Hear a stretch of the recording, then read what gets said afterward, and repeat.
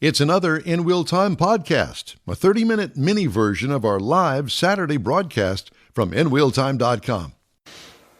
So if you're just joining us on our live broadcast, we got about 10 seconds before we hit the record button. So if you just hang in there with us, we're going to have the complete formal opening coming your way here in just a couple of seconds. Here we go. You ready? Hello, everybody, and welcome to the In Wheel Time program, your all things automotive car show. We sure appreciate you being with us on this Saturday for our live broadcast. And if you're listening on one of our podcasts, thank you anyway, because I think that we got a great show lined up for you today, all 2.5 hours of it. We usually, for podcasts, create 30-minute shows, and welcome to all of you as well, along with Mike out of this world Mars, King Howdy, Conrad Mom. DeLong, Jeffrey Dziekan, who's just off camera, and will be joining us here in just a minute. I'm Don Armstrong. Glad that you could join us on this Saturday, and we want to welcome and want to consider all of our fine folks over in Louisiana this morning, because those fine folks are going through hell, waking up this morning to try to figure out what they have left over there after the same area that was hit by Laura was hit again yesterday by Delta. Really? Yeah, it's sad. I have a friend over there. It's actually over here right now. I'm going to go back tomorrow. So once they determine when it's okay to go back, 700,000 people are currently without power between Texas and Louisiana, and also Arkansas, I understand. So our thoughts and prayers go out to them this morning. Well, we've got a great show lined up for you, and we're going to start off with a bang, because with us right now, ladies and gentlemen, is the fabulous Mr. Randy Weldon, Northside Mustang Club. Randy, it's always great to have you here, and thank you so much for joining us on this Saturday. It's beautiful here in Houston, that's for sure. Yes, it is. Nice out there this morning. Well, so, Randy, what are we going to talk about today? There's so much news going on, not only with, especially with Ford, with the new Bronco coming out, but there's also plenty of news on the Shelby front. I mean, where do you want to start? Hey, I was looking at what local area clubs are doing around here. Well, you know what? I think that's a great diversion, and I think that's exactly what we should do. Let's start with what the clubs are doing around here. We have a very good friend of ours, Craig Bierman, with Houston Speed and Sport Chrome Plating, and he started he started a cruise-in over at Prince's Hamburgers, and people that are familiar with Houston history know about Prince's. They started really the cruise-in craze here back in the 1950s with their fabulous Prince's Hamburgers, and there's several locations around town. Well, now they're over at Sharpstown Golf Course, used to be Sharpstown Country Club. So Craig is putting on a little cruise-in car show over there first Sunday of every month. We had one last Sunday, 9 to noon. It was a great turnout. And, a lot of clubs like to go to these kinds of things because it's a no-pressure deal. It's a wash-and-go kind of thing, and it's fun. You can get together as a club to go places, and I assume that you guys every once in a while get together for a little road cruise somewhere. You guys do a Friday night, don't you? We do a Friday night. We actually take part in the Porter Hot Rods 99-59 meet, which is at the corner of 99 and 59 in the Kroger Shopping Center. That's from 7 p.m. to 10 p.m., and if you go back about 2 weeks ago, there were about 200 cars that showed up out there. Oh, wow. That's big. That thing is really, really grown over the last couple of years. The cruise-ins are so popular these days. I remember a time when there were no really cruise-ins per se. People would meet up at, like I said, at Prince's Hamburgers or wherever it was.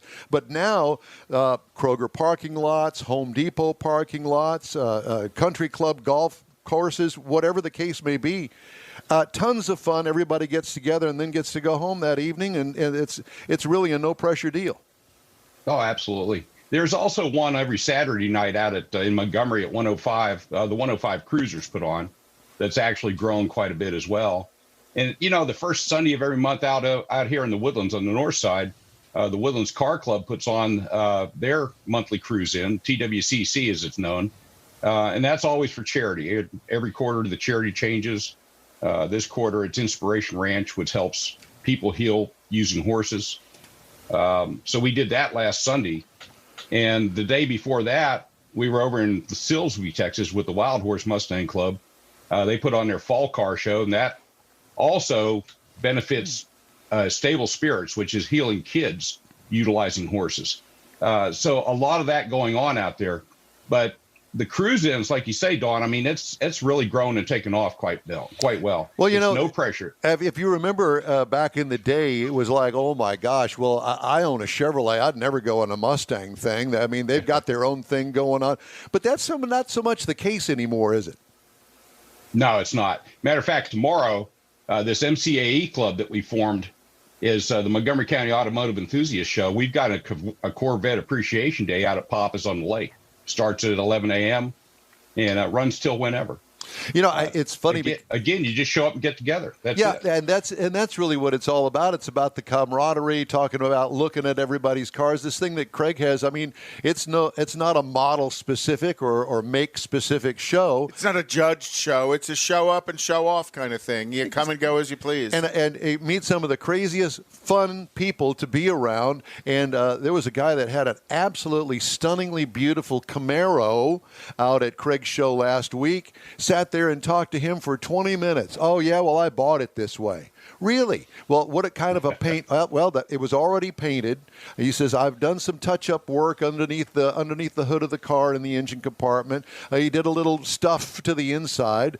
But there are a lot of people like that. Then there are guys that have gone all out, done the whole car themselves, really proud of it, sitting in the lawn chair, sitting by the car, waiting for you to come talk to them. Yep. Oh, yeah, absolutely. You know, we've all got our stories to tell, and you get out there, and that's just a part of it. You enjoy the people. You know, it's the cars that bring us together, but after that, it's the people that develop friendships that last a lifetime. And you know, it's funny because there was a Mustang there, and I don't know if Jeff was with me that day or not, but there was all this bracing up under the hood that actually came off of a point in the firewall up to the shock towers that I had never seen on a Mustang before. And he was telling me, oh, yeah, well, it's got this special suspension stuff on it. And he just utilized it, took it off, had it chrome plated, made it look really nice, but didn't really do any changes. I did not realize that there was a factory package for a 60s, I don't know what specific year it was, but for a 60s Mustang. Learned something new. Yeah. Yeah, the track pack back then, they had them. I did not realize that. So, Randy, let's... Is that what they called them, were track packs? I know some called them drag packs, but on the Mustang it was called a track pack? No. Back then it was mostly known as the drag pack. Drag pack, that's okay. That's what open road course wasn't a thing back then. It was too expensive and too dangerous. Oh, tell that to George Fulmer. Who's George Fulmer? He was the guy that was running the orange Mach 1 Boss 302 in the Trans Am series. Okay. And then they've since done one or two tribute cars to him. With the S197, I think they did a Fulmer tribute car as well. And then they've done them since. But it was there were two cars. It was Parsons. Was it Parsons? Parsons was one of them. Parsons and Fulmer ran these two orange 1970 I remember the name, series, but I didn't connect it with the Mustang and road racing. Yeah. Well, and that's kind of where the Boss 302, Z28 Camaro, the AAR Cuda, those were all really, that AAR Cuda I think was Swede Savage. Those were all really where the pony car went. Road racing was in the very original Trans Am series. Yeah, instead of going off to the drag strip, they were more into the sports car road racing world. Well, I have to. So how many Shelbys do you have in Northside Mustangs? Oh gosh, I don't know. There's a lot of Shelbys in the club. Really, very popular car. Yeah, exactly. I mean, they're more rare than I realized. I just figured, it's a Shelby, no big deal, but. They're really special cars, aren't they, Randy? They are a special car, special built car, factory race car. Actually now they're a factory race car. Yeah, and do you have any new Shelbys? Any members of your club that have new Shelbys? Oh, David Dilly has just got a brand new. I guess it's still called Grabber Orange. That he got it and just ran it last weekend. So, yes, we've got the new ones out there as well. Oh, that's cool. And is it mainly old guys like us that are in the club, or do you have any new blood in there? Now, there's a lot of young people that are coming into the club. A lot of folks that love working on their cars, modifying them if they can't afford, the $60,000, $70,000 for the factory race cars. So, we've got a very wide range of people from younger to older. Do you still have those boring club meetings? Oh gosh, the club meetings have been very tough to pull together. I know that Northside Mustang Club right now is looking for a venue that can hold 50 or so people. And the question is, when you have a meeting with the COVID thing going around, would you get 50 people to actually come out? Right. And it's a dart throw. You don't know. And the best way kind of to meet is to go to an outdoor drive your car in. Well, and that's what I was headed toward. But it's not going to be more. Yeah. It's not going to be an official conversation about the activities of the club, but ultimately everybody that's there talks about the activities of the club. You can say, here's our club meeting. It's going to be at this parking lot. It's going to be at this But you know what? time. I don't want to know about the minutes. I don't want to know about the minutes of the dang meeting. You got to have a little bit of business to deal with. Oh, good. It's the way you write it off. Yeah, right. Well, this thing tomorrow at Papa's on the Lake, and I don't know if you've ever been to that venue, but it's open on all sides. Yes. Yeah. And so, you pull up, you're right on the lake, it's open on all sides. So the thing we're having tomorrow with the Corvette Appreciation Day is for the Corvette guys to come out, but it's for the other club members, the Mustang owners, the Camaro owners, for everybody to get out there and just get to know each other. Well, it's the get fellowship. some food, get some drink, just enjoy each other. Yeah, there's no meeting or anything like that per se. It's just a get together to get to know each other. That's the kind of stuff. It's not restricted to Corvettes, but it's to see the Corvettes, that they're a special invite to the Corvette owners, but everybody's welcome to come out. Just to kind of highlight them, MCAE, the Montgomery County Automotive Enthusiast Club, is open to all makes and models. So we're not restricted to anybody. We want the Mopar guys. We want the GM people. We want everybody out there. I know we've got some Camaro people coming out tomorrow. Yeah, you want a car club, just bring in all the cars. Well, Randy, it's always great to talk to you and get caught up on Northside Mustang and all these other clubs as well. Including your shirt there, if people haven't read it yet, the Randy Weldon, National Director of the Mustang Club of America. Yes, thank you. That's I'm still on that national board. Hopefully I'll get reelected when I run again next year. Well, we'll vote for you. Yeah. Well, hey, please do. I hear the Russians are trying to help get you elected. Well, that along with all the mail-in votes, and the stuff they found in the ditch. But let me mention real quick, Don, before we hop off. I know you're on a time limit here, but on October 17th, the Mustang Club of Houston has their fall show at Randall Reed Ford in Spring, Texas. Yes. October 24th, MCAE has their fall show at Papa's on the Lake, and that will benefit the food bank. Then on November 7th, Northside Mustang Car Club has their fall show at the Outlet Mall, which will benefit the Honor Flight of Houston. I sure am glad you could remember all that stuff, because I couldn't. I've got it written down right here below the camera. I got you. So where can we get a hold of you? What's the easiest way? If you go to MCAE or Montgomery County Automotive Enthusiast Facebook page, that's the easiest way to get in touch with me. Randy, we love you. Thank you so much again for joining us, and we'll talk to you soon. Thanks for having me on, guys. Appreciate it. You bet. In Wheel Time continues with Jeff's Pre-Owned Car of the Week. Yes, we do have a segment for pre-owners, and we would love to have you join us, and it's going to come your way right after this. Man, I love my kids so much. I once sat for 3 hours in the cold rain to watch her soccer team lose by 18 goals. I love my kids so much, I once used a tube to suck snot out of her stuffed nose at 3 a.m. You win. Love your kids? Love them enough to make sure they're in the right car seat. From toddlers to tweens, visit nhtsa.gov/the-right-seat to find the right seat for their age and size. Keep them safe. Visit nhtsa.gov/the-right-seat. Brought to you by the National Highway Traffic Safety Administration and the Ad Council. A social distancing tip. While the CDC urges you to avoid close contact, like hugging or shaking hands, there are other non-physical ways to say hello. Wave, wink, use sign language, salute, smile, give the peace sign, throw up an air high five, do jazz hands. Remember, stay a minimum of 6 feet or 2 arms length away from others and stay home if you can. For more info, visit coronavirus.gov. Let's all do our part, because we're all #alone together. Brought to you by the Ad Council. You're on the In Wheel Time Car Show on this Saturday, and we sure appreciate you joining us today. Time now for our pre-owned. We don't call them used cars anymore, do we? Pre-owned vehicles. It's time for Jeff's point of view. Yes, and it's always fun because we get to talk or JPOV. POV. JPOV. JPOV. We need more Jeff. We always need Somebody more. keeps writing that on the Facebook It's page. Jeff, and I want to thank you for that, Jeff. So our pre-owned car of the week this week is going to be the 2015 Dodge Charger, very popular model. Dodge Charger SXT. Okay.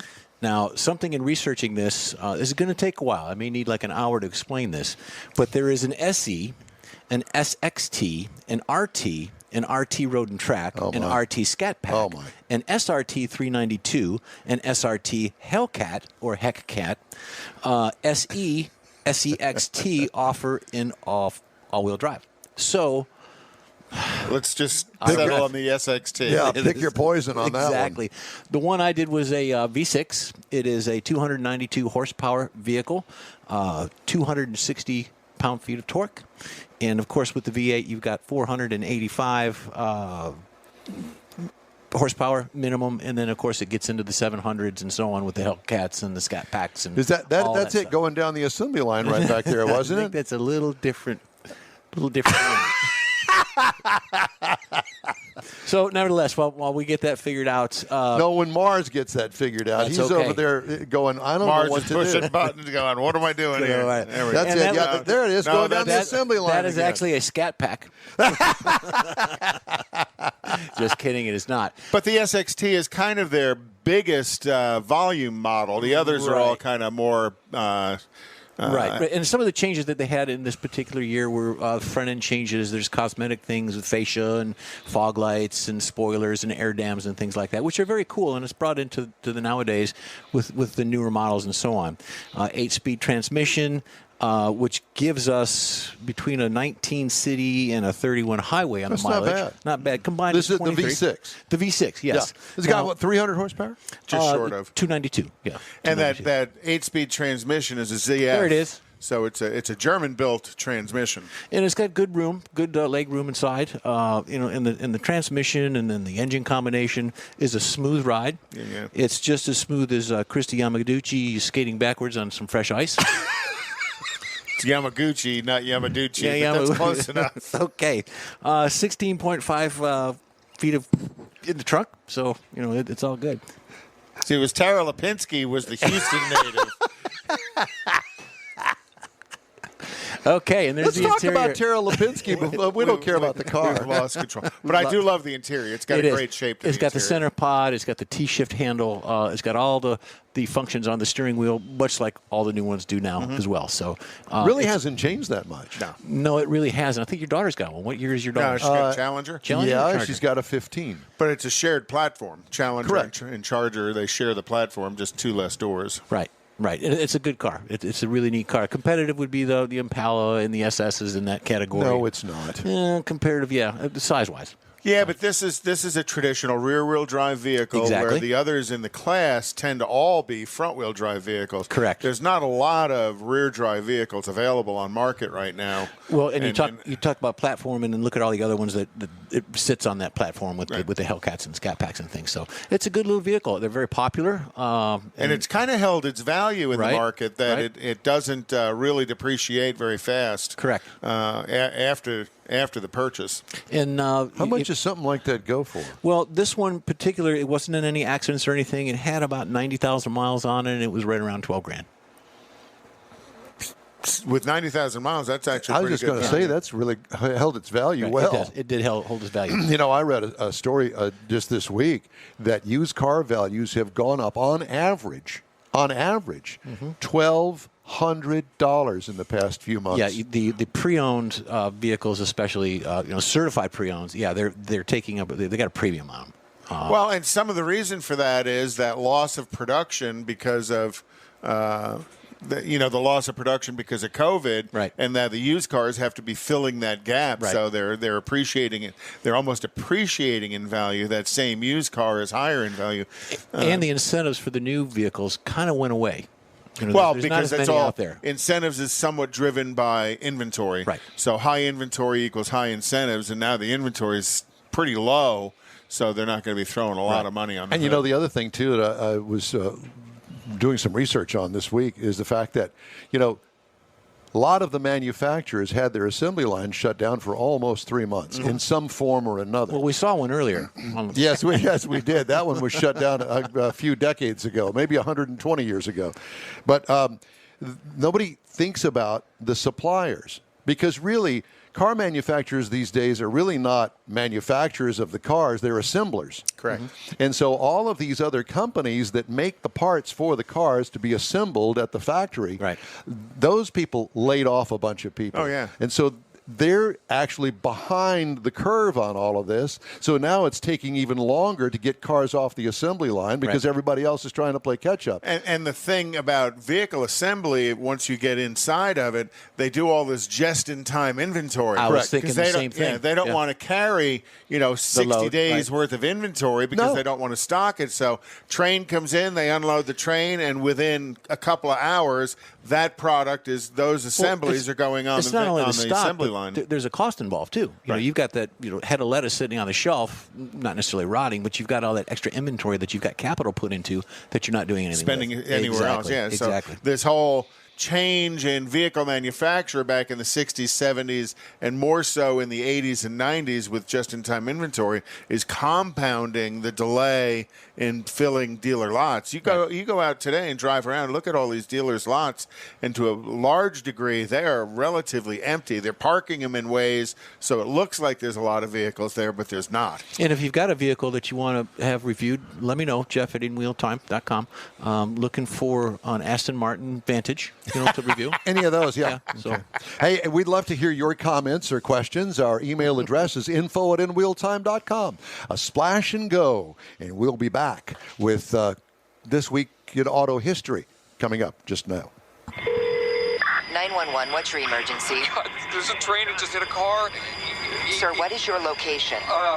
Look around for a street sign, sir. It's 8th and Orchard. 8th and Orchard. Okay, very good. 8th and Orchard. Sir, help is on the way. Why would he do that? The train still doesn't stop. You have to get there now. At a railway crossing, even if the engineer sees you and hits the brakes, it can take a mile for the train to stop. And for you, that's too late. Stop. Trains can't. Paid for by NHTSA.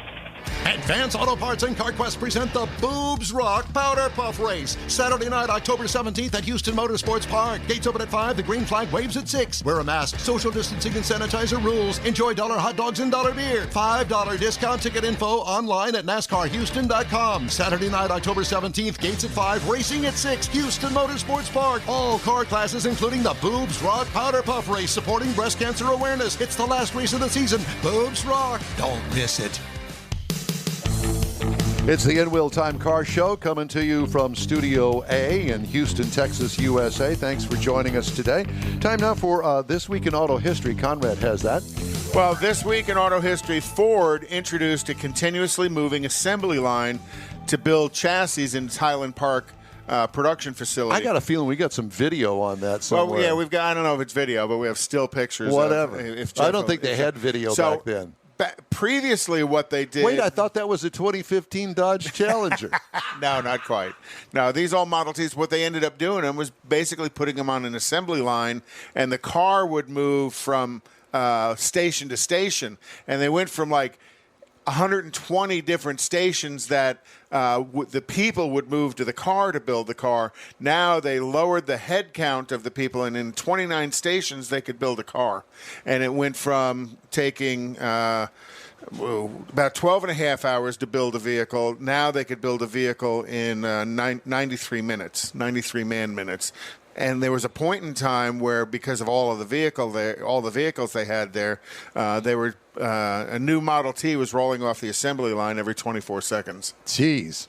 So, and then in 1926, the Duesenberg Company was incorporated into the Auburn Cord Company, and that's when Frederick and August Duesenberg began working on E.L. Cord's dream car, and that's a picture of it there, which is the 1935 Cord. Old E.L. What was called the coffin nose car. We talked about, we had seen one of those down at Woody's a couple of weeks ago, a black one. You know, you got to think of how creative that car was. It was front-wheel drive, supercharged, hideaway headlights, all of that way back in the 30s.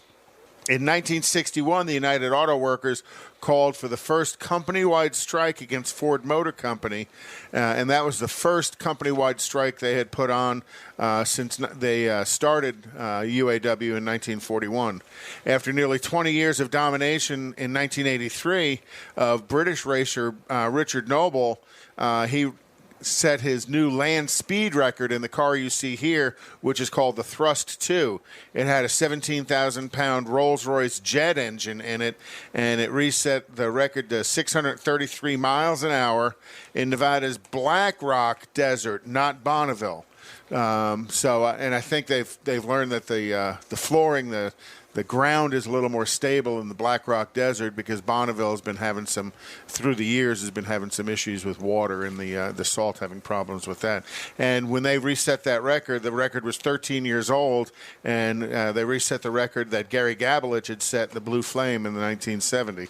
And then in 1992, Denny Hulme was a New Zealand race car driver, very, very famous one. He actually won the 1967 Formula One World Championship. Well, while he was driving this BMW... That BMW looks like something... It's an M3 from 1992 M3. That looks like something that was photoshopped or something odd. There's something odd about that picture. No, that's just a picture. That's the real car? And a Matchbox in car. In the Australian Supercar series, he was driving that at the Bradhurst 1000 and actually had a heart attack while he was driving the car down the back straight at 200 miles an hour or 200 kilometers per hour, and pulled the vehicle over to a stop, didn't hit anything, and passed away on track. But they really talk about, what a way to go. How he died doing exactly what he wanted to do and never put anybody in danger doing it. So by the time the track crew got to him, he'd already passed. And that's a picture of him. Very, very famous racer from back in the 80s and 90s. I had sideburns like that one time. Right across the middle of your head. There's that. A couple of headlines making stories this week. Honda Motor Company said last week that it has confirmed a 17th U.S. death tied to a faulty airbag inflator made by now defunct Japanese safety product supplier Takata. Friends, no. All you got to do is go to safercar.gov, type in your car's VIN number, which, by the way, is on your insurance card, and type that in there and find out whether your car has a recall. If it's got a recall and you haven't taken care of it, please do that. And some recalls have been recalled again because... with the airbags. The airbags. They're on like generation 8 or 9 of them. Here's something that's kind of scary. This story came across Automotive News this morning. Half of U.S. fire departments have no protocols in place to fight fires that break out in the growing number of battery-powered vehicles on the road. Where's buzz when we need to have a good argument? According to accident investigators, only a quarter of fire departments have dedicated training for fighting blazes involving EVs, according to the survey released Wednesday by NHTSA, National Highway Transportation Safety Board. They're actually pretty active on trying to train on new technology. I remember back in the late 80s and early 90s, I used to go out to the firefighter training facility out in Katy, and I was teaching them about airbags, how to disable airbag systems and how to deal with them, and I actually used to blow some off for them so they can kind of see what was going on because they were all scared to death of them. Well, now they don't even think twice about it, so they'll come up with some protocols for dealing with electric vehicles. And GM plans to reveal its long-anticipated Hummer electric pickup truck during Game 1 of baseball's World Series on October 20th. I had a friend say to me yesterday, I've already seen it. Really? Okay.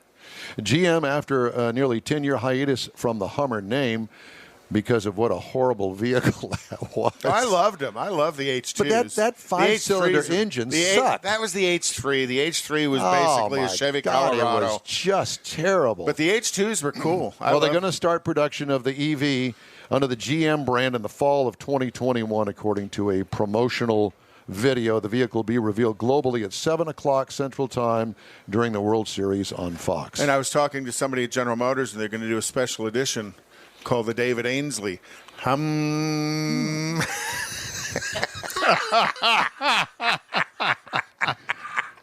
I think that's perfect. I wish that he could hear that. Okay, we got more of our show coming up right after this.